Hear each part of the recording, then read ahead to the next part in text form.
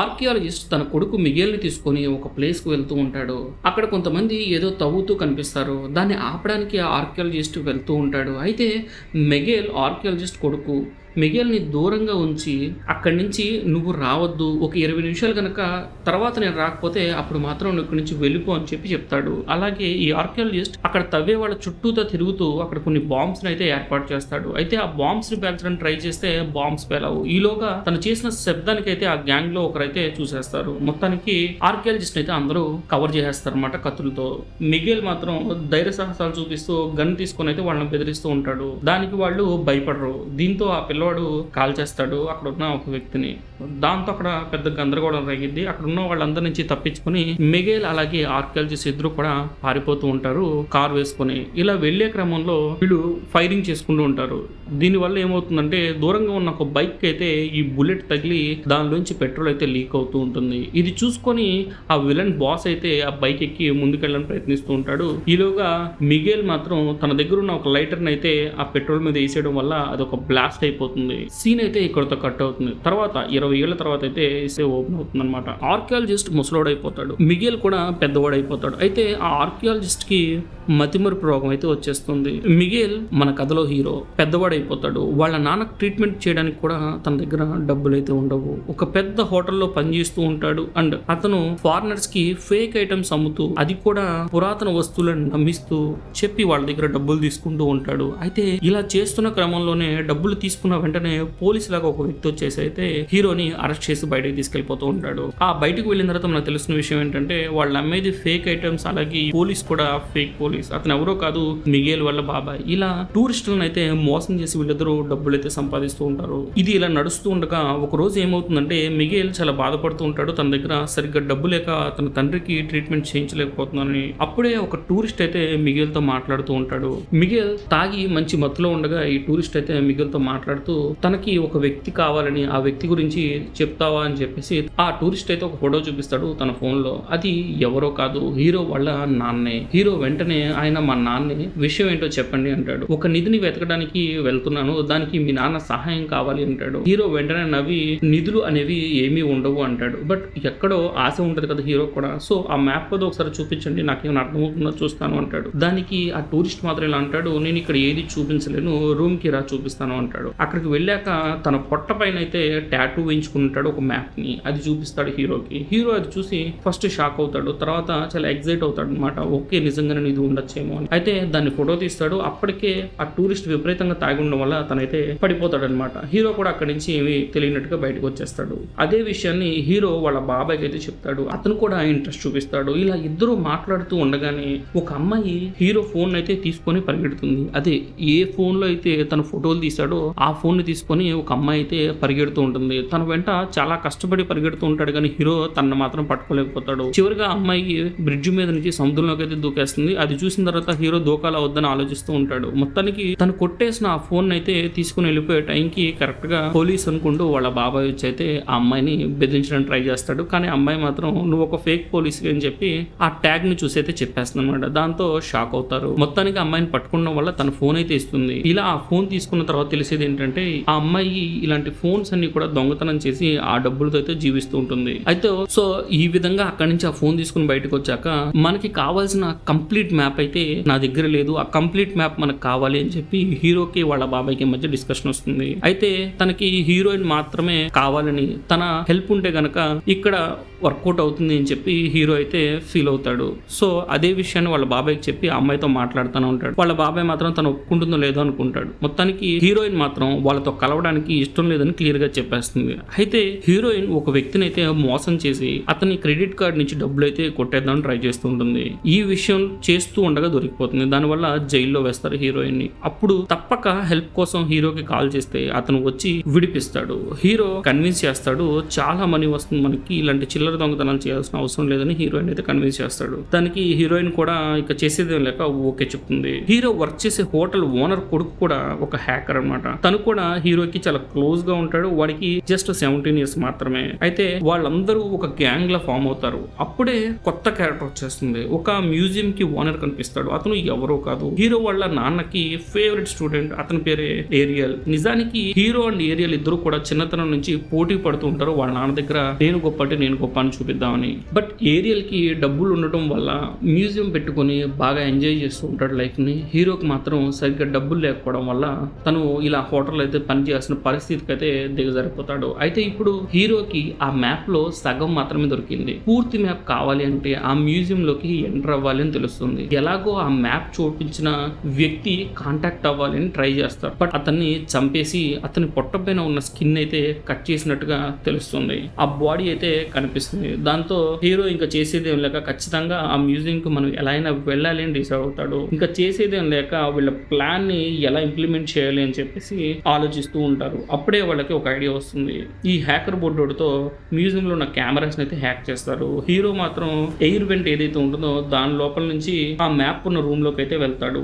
అక్కడ దిగిన తర్వాత మ్యాప్ లో ఉన్న ప్రతి డీటెయిల్ ని కూడా ఫోటో తీసుకుంటాడు. కానీ బయటకు వచ్చేసరికి అక్కడ ఉన్న లేజర్ అయితే టచ్ చేసేస్తాడు తెలియకుండా. దాని వల్ల అలారం మోగుతుంది అండ్ చుట్టూతో ఉన్న డోర్స్ అన్ని కూడా ఆ రూమ్ వరకు క్లోజ్ అయిపోతాయి. అలాగే స్లోగా ఆక్సిజన్ కూడా తగ్గిపోతుంటుంది. హీరో చాలా ట్రై చేస్తాడు బట్ నో యూస్. ఇప్పుడు హీరోయిన్ లోనికి అయితే రావాల్సిన పరిస్థితి ఏర్పడుతుంది. ఇంకో పక్కన ఈ సెక్యూరిటీ అలారం సౌండ్ ఎందుకు వస్తుంది అని చెప్పేసి ఏరియల్ కూడా తన సీసీ క్యామ్ చూడడానికి అయితే వెళ్తాడు. సీసీ క్యామ్ లో మాత్రం ఎటువంటి ఇష్యూ లేనట్టుగా కనిపిస్తుంది. కానీ అలారం సిస్టమ్ మాత్రం మోగుతూ ఉంటుంది. దీంతో రిస్క్ ఎందుకు అని చెప్పి ఏరియల్ అయితే అక్కడికి వెళ్ళి చూద్దాం ట్రై చేస్తాడు. అదే టైంలో హీరోయిన్ అయితే ఏరియల్ ని ఆపడానికి ఒక నాటకం అయితే ఆడుతుందన్నమాట. తన హై హీల్స్ విరిగిపోయాయని, తన పైన డ్రింక్ పడిందని ఫీల్ అవుతున్నట్టుగా నటిస్తుంది. దానికి వెంటనే ఇప్పుడు లోపల ఏదో ఇష్యూ ఉందని చూపిస్తే తన మ్యూజియం పరువే పోతుంది కాబట్టి ఏరియల్ కూడా ఏమీ లేనట్టుగా మంచిగా మాట్లాడి ఏమీ ఇష్యూ ఏదైనా సరే మా వాళ్ళు క్లియర్ చేస్తారని అసిస్టెంట్ కి ఇచ్చి పంపిస్తారు. దీనివల్ల హీరోకి కొద్దిగా టైం దొరికిద్ది ఎక్కడికి వెళ్ళాలని ప్లాన్ చేయడానికి. ఇదంతా ఇలా ఉండగానే హీరో మొత్తానికి ఎంట్రీ డోర్ కాకుండా ఎగ్జిట్ డోర్ దగ్గర అయితే నిలబడి ఉంటాడు. ఎప్పుడైతే కరెక్ట్ గా ఏరియల్ ఆ డోర్ అయితే క్లిక్ చేస్తాడో వెంటనే ఆ ఎగ్జిట్ డోర్ లో కూడా ఓపెన్ అవడంతో అక్కడి నుంచి అయితే దూకేసి కిందకు వస్తాడు. వెంటనే మ్యూజియం లో పడతాడు. తీరా అక్కడికి వెళ్ళి చూసిన తర్వాత ఎటువంటి ఇష్యూ కనబడకపోవడంతో ఏరియల్ కూడా ఏముంది లేనట్టుగా వదిలేస్తాడు అనమాట. అయితే ఆ మ్యాప్ ని డీకోడ్ చేస్తే తెలుస్తుంది వాళ్ళకి చాలా లోతుకు వెళ్ళి అక్కడున్న నిధిని అయితే కనిపెట్టాల్సి ఉంటుంది అని. కానీ వీళ్ళలో ఎవరు కూడా అంత గొప్ప స్విమ్మర్స్ లేరని చెప్పి డిసైడ్ అయ్యి వాళ్ళకు స్విమ్మర్ అయితే హైర్ చేయాలని అనుకుంటారు. సో ఇంకో ప్రొఫెషనల్ స్విమ్మర్ ని కనుక హైర్ చేసి ఇష్యూ అవుతుంది కాబట్టి హీరో ఫోన్ ని ఎవరైతే కొట్టేశారో ఆ అమ్మాయిని అయితే ఇప్పుడు సీన్ లోకి తేవాలని డిసైడ్ అవుతారు. ఆ అమ్మాయి దగ్గరికి ఫాలో అవుతూ వెళ్ళి తన దగ్గర ఒక డీల్ ఉందని $15,000 ఇచ్చి తననైతే పనిలోకి దిగమని చెప్తారు. కానీ తను మాత్రం $20,000 ఇస్తేనే వస్తాను అని చెప్తుంది. చేసేదేం లేక హీరో కూడా నువ్వు ఎంత అంటే అంత ఇస్తా అని చెప్పి ఒప్పుకుంటాడు.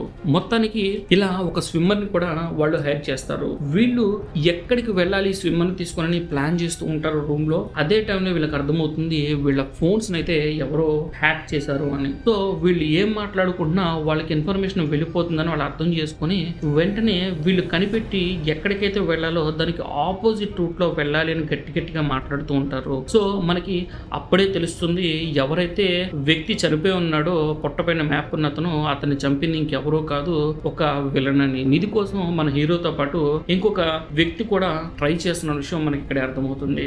మొత్తానికి వీళ్ళందరూ కలిసి వెళ్ళడానికి అయితే రెడీ అవుతారు. కానీ ఇప్పుడు ఆ స్విమ్మింగ్ చేసే అమ్మాయి డబ్బులు నాకు ముందు ఇస్తేనే బయటికి వెళ్తాను ఉంటుంది. కానీ తనకు డబ్బులు ఇవ్వడానికి హీరో వాళ్ళ దగ్గర కానీ గ్యాంగ్ లో ఎవరి దగ్గర కూడా డబ్బులు ఉండవు. సో దానివల్ల ఏం చేస్తాడంటే ఆ హ్యాకర్ అబ్బాయి ఎవడైతే ఉన్నాడో వాడైతే ప్రశాంతంగా ఏటీఎం అయితే హ్యాక్ చేసి కొంత మనీ అయితే డ్రా చేస్తాడు. దానిలో $15,000 మాత్రమే అమ్మాయికి ఇచ్చి మిగతా డబ్బు అంతా కూడా వాళ్లే ఉంచుకుంటారు ఖర్చుల కోసం. అయితే ఆ అమ్మాయిని చూసిన మొదటి చూపులోనే ఈ 17 years అబ్బాయి అయితే లవ్ లో పడిపోతాడు అనమాట.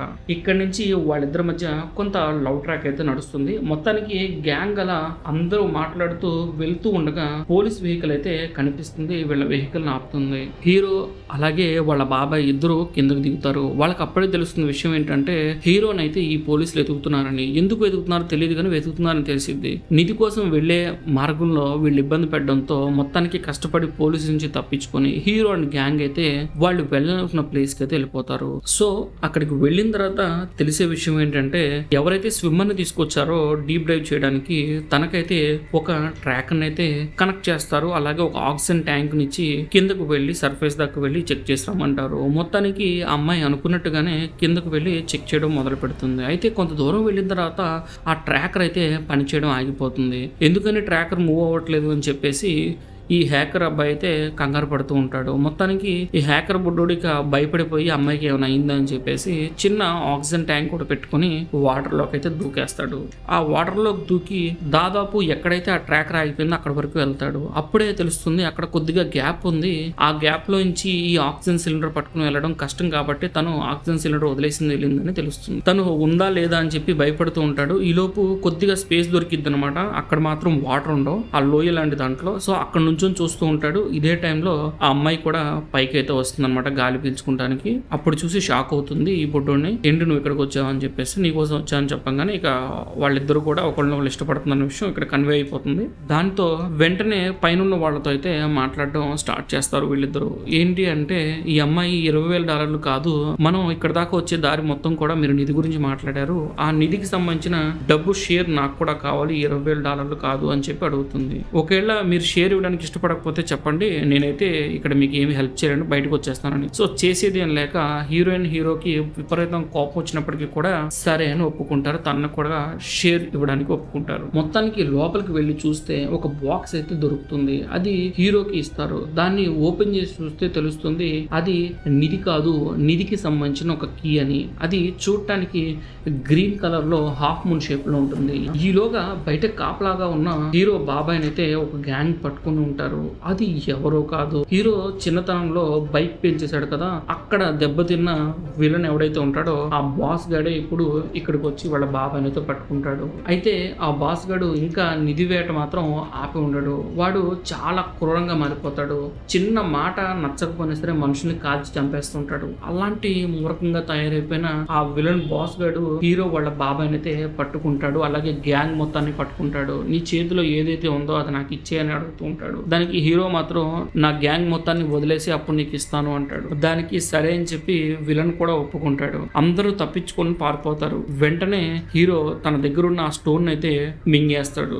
దాంతో విలన్ కి విపరీతమైన కోపం వస్తుంది. వాడిని అక్కడే చంపేయాలన్నా సరే ఆ స్టోన్ కోసం అయితే తీసుకొని వాడి దగ్గరికి తీసుకెళ్లిపోతుంటాడు. అలాగే అందరిని చంపేయమని చెప్తాడు. ఎలాగో కష్టపడి హీరో గ్యాంగ్ మొత్తం తప్పించుకొని పారిపోతారు. కానీ హ్యాకర్ బుడ్డోడు మాత్రం ఈ విషయాన్ని తట్టుకోలేక బైక్ వేసుకొని వాళ్ళ వ్యాన్ అయితే ఫాలో అవుతూ ఉంటాడు. ఈలోగా విలన్స్ ఆ బుడ్డోని చూడడంతో బుడ్డోని కాల్చడానికి వాళ్ళు ప్రయత్నిస్తూ ఉంటారు. మొత్తానికి ఆ వ్యాన్ కి అయితే ఒక ట్రాకర్ ని కనెక్ట్ చేసేసి అక్కడి నుంచి సైడ్ అయిపోతాడు ఈ బుడ్డోడు. ఏదో విధంగా కష్టపడి తను ఫాలో చేస్తూ ఆ వ్యాన్ దగ్గరికి వెళ్ళి ఆ ట్రాకర్ ని అయితే కనిపెట్టి అక్కడ ఒక డ్రోన్ ని పంపించి హీరోని ఎలా కట్టి పడేసారో చూస్తూ ఉంటాడు. తను హీరోని కనిపెట్టిన మరుక్షణమే వాళ్ళ గ్యాంగ్ మొత్తాన్ని కూడా కాంటాక్ట్ అవుతాడు. వాళ్ళు అందరూ గన్స్ అండ్ వెపన్స్ తీసుకొని హీరో దగ్గరికి రావాలని డిసైడ్ అవుతారు. అయితే వాళ్ళకి గన్స్ కావాలంటే ఎలా అనుకుంటున్నప్పుడు హీరోయిన్ తన ఓల్డ్ ఫ్రెండ్ దగ్గరికి అయితే తీసుకెళ్తుంది. అతను ఒక ఎక్స్ మిలిటరీ ఆఫీసర్, ఇప్పుడు మిలిటరీ నుంచి బయటకు వచ్చాడు. అతను చాలా క్రూరంగా ఉంటాడు, అలాగే దొంగతనాలు చేస్తూ ఉండేవాడు. అయితే తనకు ఆ దొంగతనాల నుంచి ఆ క్రూరత నుంచి బయటకు రావడం కోసం పీస్ ఆఫ్ మైండ్ కోసం సింగిల్ గా బతుకుతూ ఉంటాడు. తన దగ్గరికి అయితే వీళ్ళ గ్యాంగ్ తీసుకుని హీరోయిన్ వెళ్తుంది. అతను డబ్బు నాకు వద్దు అని చెప్తున్నా సరే హీరోయిన్ మాత్రం ఎలాగో ఒప్పించి తన సహాయం మాకు కావాలని తీసుకెళ్తుంది. ఈలోగా ఆ హ్యాకర్ బుడ్డోడు అయితే వెయిట్ చేస్తుంటాడు వీళ్ళు ఎప్పుడు వస్తారని. మొత్తానికి తెల్లారిపోతుంది. ఈలోగా విలన్ గడు డాక్టర్ని పిలిచి హీరో గాడి పొట్ట అయితే కోసేసి దాన్ని బయటికి తీయమంటా ఉంటాడు. కానీ డాక్టర్ ఎటువంటి మత్తు మందు ఇవ్వకుండా ఎక్స్రే లేకుండా ఇలా తీయడం నా వల్ల కాదు, ఎందుకంటే స్టోన్ ఎక్కడుందో మనకు తెలియదు కదా అంటూ ఉంటాడు. కానీ విలన్ మాత్రం నువ్వు వాడిని కోయకపోతే నేను నిన్ను కోస్తా అని చెప్పి బెదిరించడంతో వాడు కంగారు పడి కోయడం స్టార్ట్ చేస్తాడు. ఈలోగా బయట అంతా శబ్దాలు వినిపిస్తూ ఉంటాయి కానీ విలన్ మాత్రం ఏదో గొడవ జరుగుతుంది అనుకుని వదిలేస్తాడు. ఈలోగా మొత్తం అంతా సర్దేస్తారు. అక్కడున్న మిలిటరీ ఆఫీసర్ మొత్తం అక్కడున్న విలన్స్ అందరినీ కూడా చంపేస్తాడు. ఈ విషయం మెయిన్ బాస్ కి తెలిసి వచ్చేసరికల్లా అంతా అయిపోతే ఇంకోవైపు డాక్టర్ ని సైడ్ చేసి హ్యాకర్ అలాగే ఆ అమ్మాయి ఇద్దరు కలిసి హీరోని అయితే బయటికి తీసుకొచ్చేస్తారు. కష్టపడి ఇంటికి వచ్చేసారు అందరూ. అలా మాట్లాడుతూ ఉండగానే స్టోన్ అయితే తీసుకొని హీరో బయటకు వస్తాడు.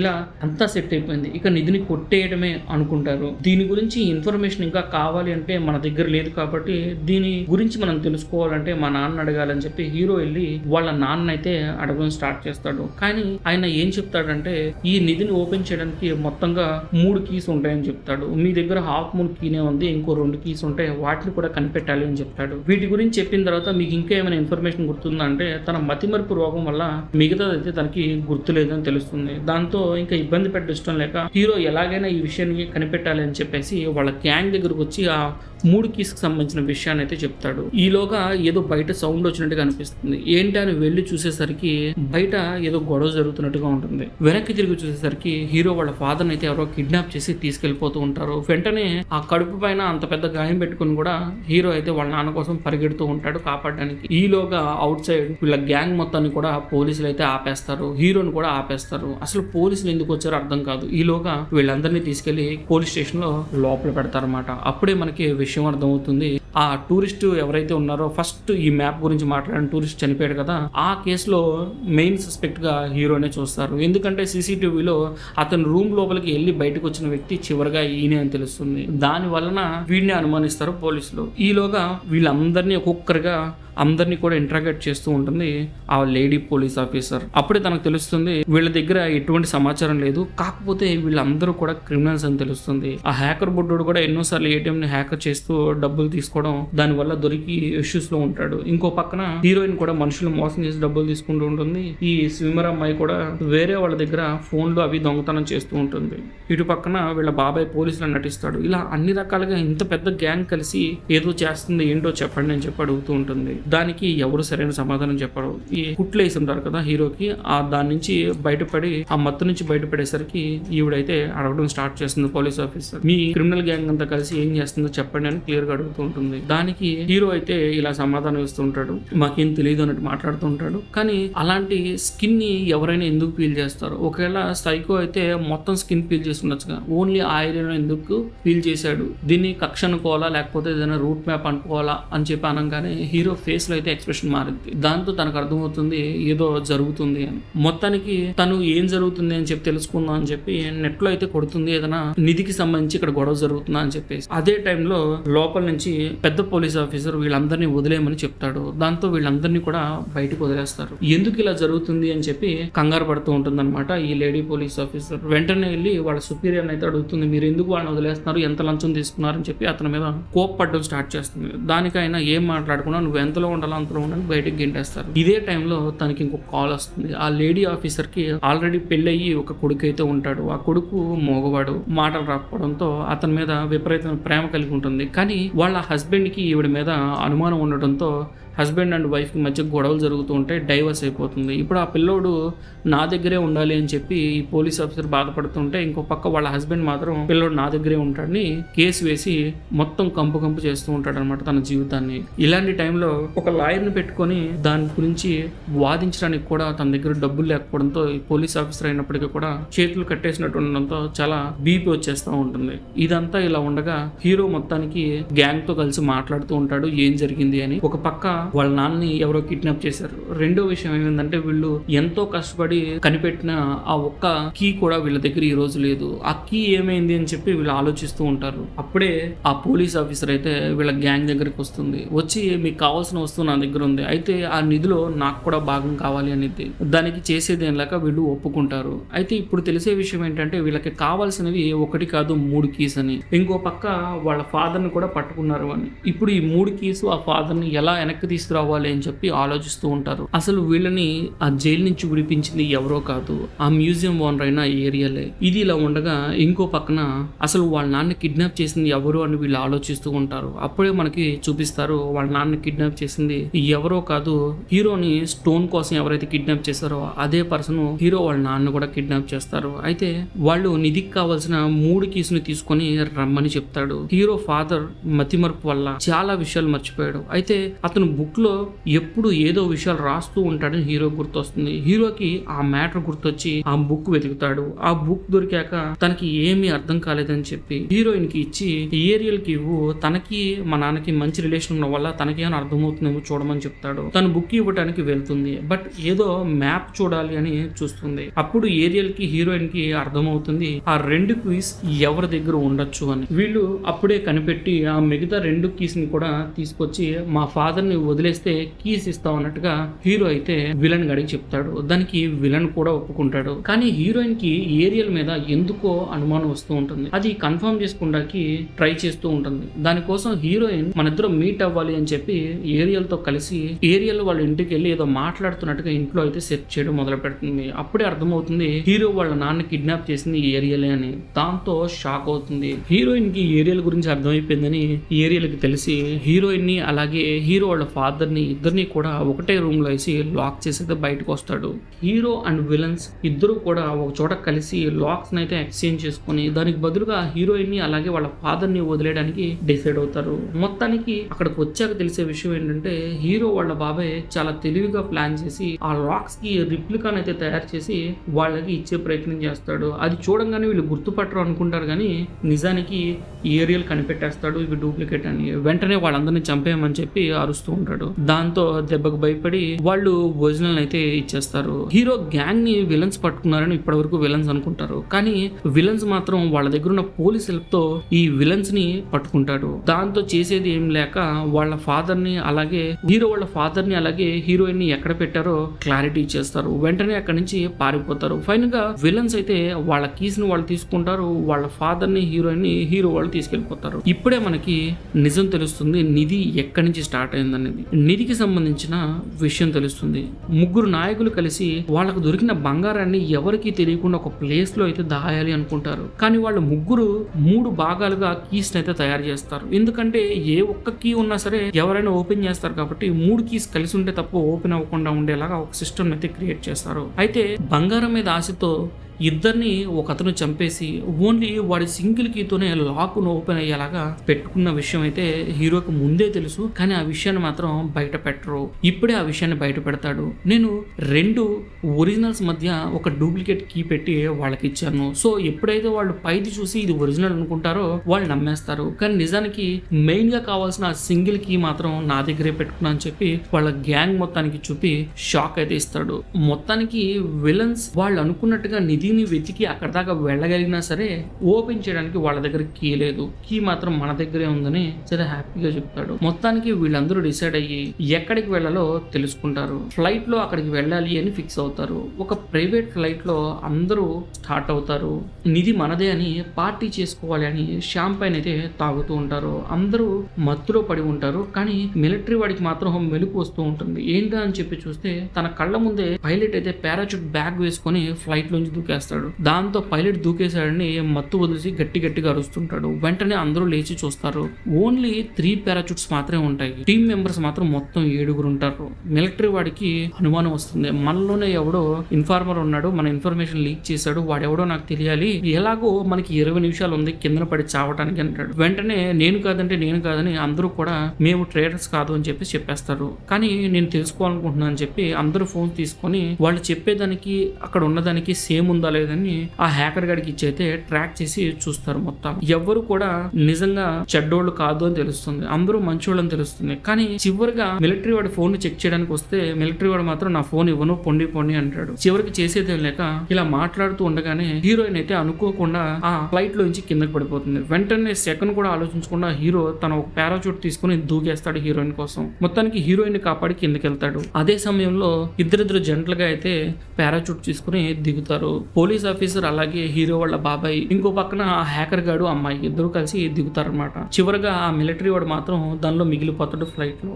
మొత్తానికి మిలిటరీ వాడు పోయాడు అనుకునేటప్పటికి వీళ్ళందరూ కూడా కిందకి దిగి ఒక చోటకి చేరుతారు. హీరోయిన్ మాత్రం చాలా ఫీల్ అవుతుంది. నిజంగా నా కోసం దూకేసేంత ప్రేమ ఉందా హీరోకి అని. అందరూ షాక్ అయిపోతారు తను చేసిన యాక్ట్ చూసి. మొత్తానికి అందరూ ల్యాండ్ అయ్యాక జట్లు మొత్తం కలిసిపోతాయి. వీళ్ళు ఏదో వెతుకుతూ ఇంకా వాళ్ళు ఏ చోటకి వెళ్ళాలో అక్కడికి వెళ్ళిపోతారు. మొత్తానికి అక్కడికి వెళ్ళేసరికి మళ్ళీ ఆ విలన్ బాస్ గడు వచ్చేస్తాడు. అసలు ఇన్ఫర్మేషన్ ఎలా లీక్ అయింది అని చూస్తారు. అప్పుడే తెలుస్తుంది వీళ్ళకి ఫస్ట్ షాంపైన్ ఇచ్చింది హీరోయిన్ అని. హీరోయిన్ షాంపైన్ లో మత్తు మందు కలిపి వీళ్ళందరికీ ఇచ్చింది. హీరోయిన్ హీరోని టీమ్ ని మోసం చేసి విలన్స్ పక్షాన అదే ఏరియల్ గడి పక్షాన చేరిపోయిందని తెలుస్తుంది. వాళ్ళని విలన్స్ అయితే మొత్తానికి చుట్టుముట్టి ఏదైతే కోటలోకి వాళ్ళు వెళ్ళాలనుకుంటున్నారో ఆ కోటలోకి అయితే పంపిస్తారు. అట్ ది సేమ్ టైం ఆ లాక్ తీసుకొని అక్కడికి వెళ్ళాక తెలిసే విషయం ఏంటంటే వీళ్ళు మ్యాప్ నుంచి మిస్ మిస్లీడ్ అయ్యారని తెలుస్తుంది. సో చేసేది ఏం లేక విలన్స్ అయితే వీళ్ళని వదిలేసి హీరోయిన్ ని తీసుకొని ఏరియల్ గారి దగ్గరికి అయితే వెళ్ళిపోతారు.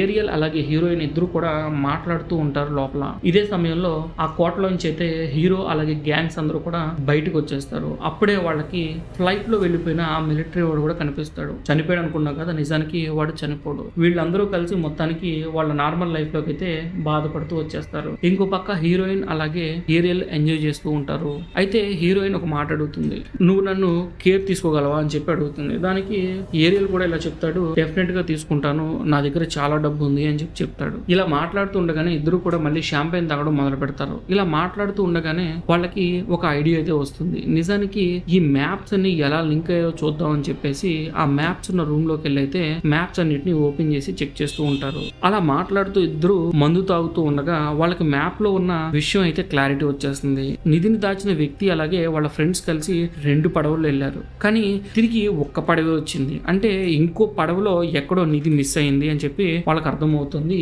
ఈ బుక్స్ అన్ని ఓపెన్ చేసి చూసిన తర్వాత. ఇదంతా ఇలా జరుగుతూ ఉండగానే వాడికైతే కళ్ళు తిరగడం స్టార్ట్ అవుతాయి. అంటే ఆ నిధి ఉన్న ప్లేస్ ని ఇంకో ప్లేస్ లోకి మార్చారు అన్న విషయం వీళ్ళకి అర్థమవుతుంటుంది. ఇంకో పక్క ఏరియల్ గాడికి అయితే కళ్ళు తిరుగుతూ ఉంటాయి. మొత్తానికి ఏరియల్ గాడి కళ్ళు తెరిచి చూసేసరికి ఎదురుగా హీరోయిన్ అలాగే హీరో గ్యాంగ్ మొత్తం కూడా ఉంటుంది. దాంతో ఏరియల్ షాక్ అయిపోతూ ఉంటాడు. అప్పుడే మనకు అర్థమవుతుంది హీరోయిన్ హీరోతో కలిసి ఏరియల్ గారిని మోసం చేసింది అని. ఎందుకంటే వాళ్ళకి కావలసిన మ్యాప్ డీటెయిల్స్ తెలుసుకోవాలి అంటే మళ్ళీ ఈ రూమ్ లోకి వచ్చి వెతకాలి కాబట్టి. ఈలోగా వెనక నుండి విలన్ బాస్ అయితే వచ్చేస్తాడు. హీరో వాళ్ళ బాబాయిని కత్తితో పొడిచి అక్కడే పడేస్తాడు. దాంతో హీరోకు విపరీతంగా కోపం వచ్చి విలన్ గారిని అయితే కొడుతూ ఉంటాడు. ఇదంతా జరిగే క్రమంలోనే వీళ్ళు విలన్ గారిని అయితే పొడి చేస్తుంది హీరోయిన్. దాంతో విలన్ అక్కడికక్కడే చనిపోతాడు. కానీ ఆ చనిపోయే క్రమంలో ఏమైందంటే మళ్ళీ అలారం మోగుతుంది. రూమ్ చుట్టూతున్న లాక్స్ అయితే పడిపోతాయి అనమాట. అయితే ఈ రూమ్ లో ఏం జరుగుతుంది అని సీసీటీవీలో అబ్జర్వ్ చేయడానికి పెట్టిన పోలీస్ అలాగే మిలిటరీ ఆఫీసర్ ఇద్దరు కూడా ఇంతకు ముందు నుంచే లవ్ లో ఉంటారు. చాలా కాలం తర్వాత మళ్ళీ కలుసుకోవడంతో వాళ్ళిద్దరూ డిస్కస్ చేస్తూ సీసీటీవీని అయితే సరిగ్గా అబ్జర్వ్ చేయరు. వాళ్ళ అబ్జర్వేషన్ లో పెట్టిన తర్వాత తెలిసే విషయం ఏంటంటే సీసీటీవీలో ఒకటే వీడియో మళ్ళీ మళ్ళీ రిపీటెడ్ గా ప్లే అవుతుంది తెలుస్తుంది. దాంతో లోపల ఏదో తప్పు జరిగింది అని చెప్పి మిలిటరీ ఆఫీసర్ అలాగే పోలీస్ ఇద్దరు కలిసి ఆ రూమ్ దగ్గరకు వచ్చి ఓపెన్ చేయడానికి ట్రై చేస్తే అదైతే పూర్తిగా లాక్ అయిపోయి ఉంటుంది. మొత్తానికి నానా తంటాలు పడి దాన్ని ఓపెన్ చేసేటప్పటికే లోపల ఆక్సిజన్ చాలా వరకు అయిపోతుంది.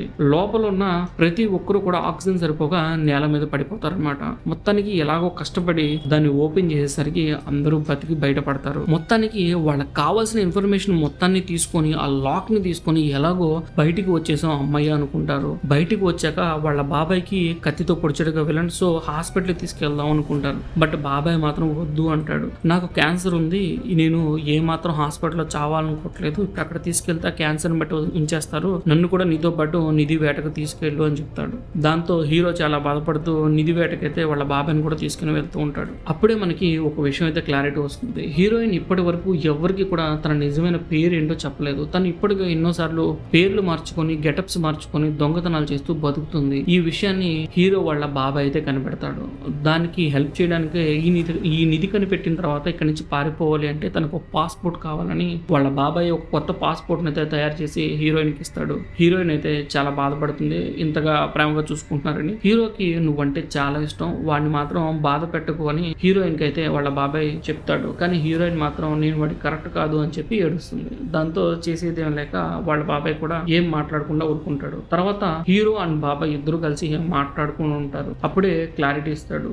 నాకు క్యాన్సర్ ఉందన్న విషయం నీకు ముందే ఎందుకు చెప్పలేదంటే నువ్వు ఇప్పటికీ మీ నాన్న మతిమరుపుకి ఆ ట్రీట్మెంట్కి ఎంతో బాధపడుతున్నావు, మళ్ళీ నా కోసం కూడా నువ్వు బాధపడడం నాకు ఇష్టం లేదు అని చెప్పి ఫీల్ అవుతాడు. దాంతో హీరో చాలా బాధపడతాడు. మొత్తానికి నేను చనిపోబోతున్నాను, నేను చనిపోయాక నన్ను సముద్రంలోనే వదిలేసే అని చెప్పి షిప్ లో ఉండగానే చెప్తాడు.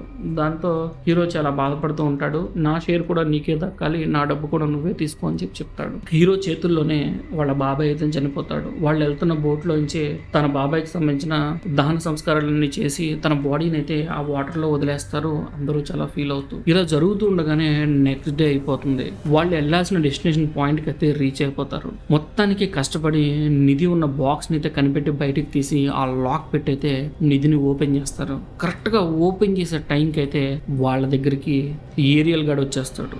ఏరియల్ గాడు వచ్చి ఇలా మాట్లాడుతూ ఉంటాడు. నేను మీకు ఒక ఆఫర్ ఇస్తున్నా, నాకు దీనిలో ఉన్న విగ్రహం కావాలి, అదొక్కటి నా మ్యూజియంలో ఉంటే చాలు, నాకు డబ్బులు అవసరం లేదు, ఏమీ అవసరం అని చెప్తూ ఉంటాడు. ఇది చెప్పే క్రమంలోనే హీరోయిన్ వెంటనే వీళ్ళందరినీ మోసం చేసి ఏదైతే మెయిన్ విగ్రహం ఉంటుందో ఆ విగ్రహం తీసుకొని పారిపోవడానికి ప్రయత్నం చేస్తుంది ఆ బోట్ వేసుకుని. వెంటనే హీరో కోపం వచ్చి హీరోయిన్ అయితే కాల్చి చంపేస్తాడు అక్కడికక్కడే. దాంతో అందరూ షాక్ అయిపోతారు. అక్కడ కట్ చేస్తే ఏరియల్ కి కావాల్సిన ఆ విగ్రహాన్ని అయితే ఏరియల్ కి ఇచ్చేసి వీళ్ళందరూ కూడా మిగతా నిధిని షేర్ చేసుకొని డబ్బులు చేసుకొని అందరూ కూడా సెపరేట్ సెట్ అయిపోతారు అనమాట. కానీ హీరోయిన్ చంపడం అనేది వీళ్ళు ఎవరు తట్టుకోలేరు. కానీ ఆ విషయాన్ని బయట పెట్టరు. ఇదంతా ఇలా ఉండగా ఇక సినిమా ఎండ్ అవుతుంది అన్నప్పటికీ, ఇక సిరీస్ కంప్లీట్ గా ఎండ్ అవుతుంది అన్నప్పుడే చూపిస్తారు నిజానికి హీరోయిన్ చనిపోలేదు అని.